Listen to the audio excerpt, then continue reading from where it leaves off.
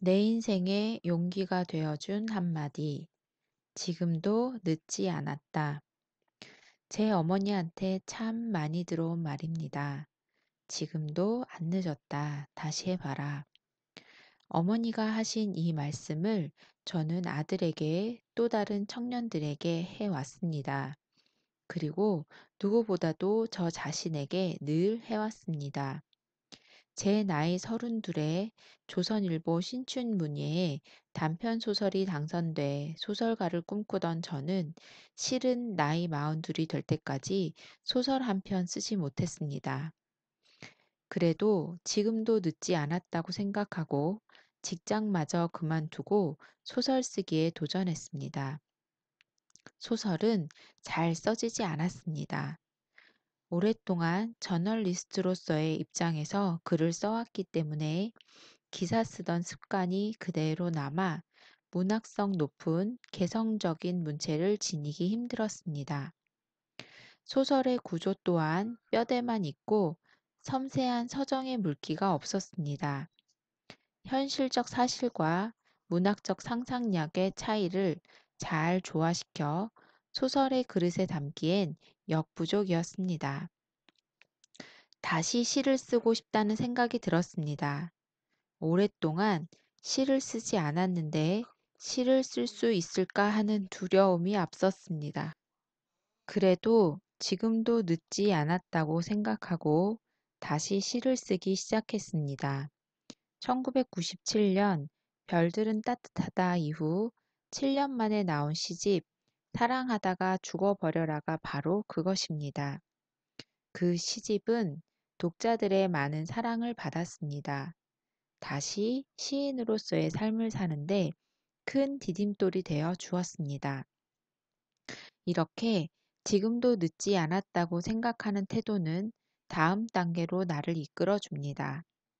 만일 그때 시를 쓰기엔 너무 늦었다고 생각했다면 더 이상 시를 쓸 수 없었을 것입니다. 지금도 늦지 않았다. 다시 시작해도 괜찮다고 생각했기 때문에 시를 쓸 수 있었습니다. 영화 벤자민 버튼의 시간은 거꾸로 간다에 보면 너무 늦거나 너무 이른 것은 없다는 말이 나옵니다. 우리가 그렇게 생각할 뿐이라는 것입니다. 아무리 늦었다고 해도 너무 늦은 때는 없습니다. 지금도 늦지 않았다고 생각하면 최선을 다해 앞으로 나아가게 되지만 너무 늦었다고 생각하면 그 자리에 주저앉게 됩니다. 주저앉아 있으면 때로는 그게 더 편합니다. 그래서 지금도 늦지 않았다고 생각하기보다 지금은 너무 늦었다고 생각하는 경우가 더 많습니다. 그러나 언제까지 편하게 주저앉아 있을 수는 없습니다. 인생은 내가 원하든 원하지 않든 앞으로 나아가기 때문에 자칫 최악의 경우를 맞이할 수 있습니다. 최악의 경우는 미리 생각해 보는 게 좋습니다. 늦었다고 생각되는 현재를 다시 준비하거나 개선시킬 계기가 마련될 수 있습니다. 그런 최악의 경우를 오게 해서는 안 되겠다. 지금의 최악을 최선으로 개선하겠다는 강한 의지를 불러일으킬 수 있습니다. 최악일 때 오히려 최고의 기회라고 생각하라는 게 바로 그런 까닭입니다. 우리나라 빵의 황제로 불리는 김영모 제과제빵 명장은 군복무 중에 카네기가 쓴 걱정으로부터의 자유라는 책에서 최악의 경우를 생각하라는 글을 읽고 힘을 내었는데 그 글이 제대 후에도 힘을 내게 해 열심히 제빵 공부를 했다고 합니다. 고려 때 중국에서 붓두껍에 모카씨를 숨겨온 문익점은 최악의 경우를 미리 생각했습니다. 문익점은 모카씨 10개 중 5개는 장익, 천익에게 심게 하고 나머지 5개는 자신이 심었습니다.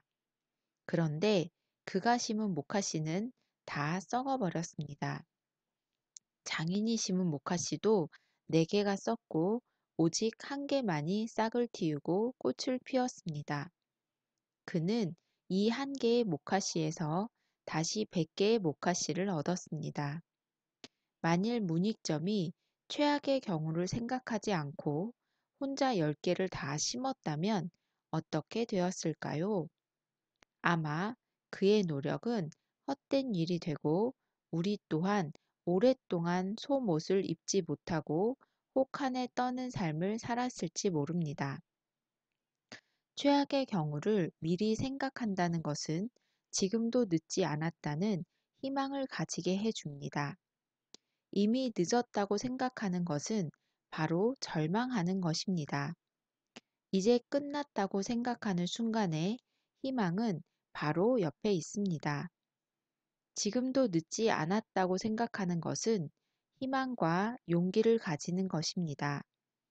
다 아는 이야기지만 방향이 중요하지 속도가 중요하지 않습니다. 그런데 그 방향이 잘못되었을 때가 있습니다. 그때엔 지금도 늦지 않았다고 생각하면 됩니다. 문득 서둘러 걸으면 라싸에 도착할 수 없다는 티베트 속담이 떠오릅니다. 이 또한 늦었다고 생각하지 말고 천천히 자기만의 속도로 걸어야 목적지에 도착할 수 있다는 뜻이 아닐까요? 너무 늦었다고 생각하고 서둘러 가면 아무리 가고 싶어도 도중에 병이 나거나 주저앉게 되어 결국 라싸에 갈 수 없다는 뜻일 것입니다. 신의 거주지 또는 신의 땅이라는 뜻을 지닌 라싸는 티베트인이라면 평생에 꼭 한 번은 가봐야 할 인생의 성지입니다.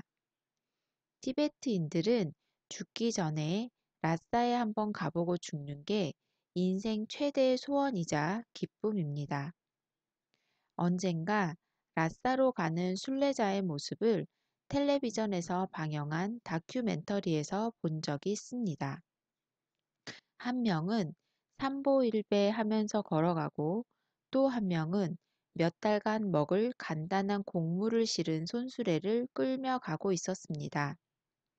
작은 널빤지를 마치 장갑인 양 두 손바닥에 대고 무릎엔 타이어 조각을 헝겊으로 친친 맨 채 삼보일배 하면서 한 걸음 한 걸음 앞으로 나아가는 남루한 순례자의 모습은 사뭇 경건하고 감동적이었습니다. 그는 조금도 서두르지 않았습니다. 한결같은 속도로 오체투지하고 일어나 세 걸음 걷고 또 일어나 오체투지를 했습니다.